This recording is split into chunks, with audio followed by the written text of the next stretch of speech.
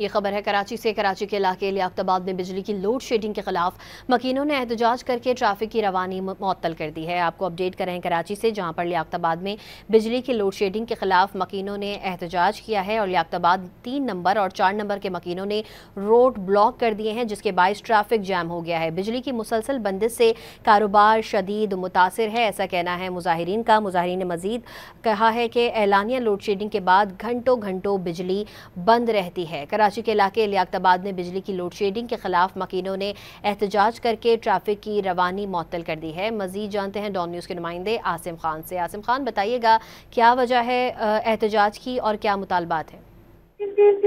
یہ لیاقت آباد 10 نمبر کا علاقہ ہے، جس میں فرنیچر مارکیٹ اور دیگر مارکیٹ کے دکاندار سراپا احتجاج ہیں۔ ان کا یہ کہنا ہے کہ اعلانیہ 12 سے 16 گھنٹے کی لوڈ شیڈنگ کے علاوہ غیر اعلانیہ طور پر بجلی کی بندش سے نہ صرف کاروبار متاثر ہو رہا ہے، بلکہ جو ہے تمام معاملات جو ہے وہ بری طرح متاثر ہیں، جس پر آج جو ہے دکانداروں کی بڑی تعداد جیسے ہی سڑکوں پر نکلی تو رہائشی بھی جو ہے احتجاج میں شامل ہو گئے ہیں۔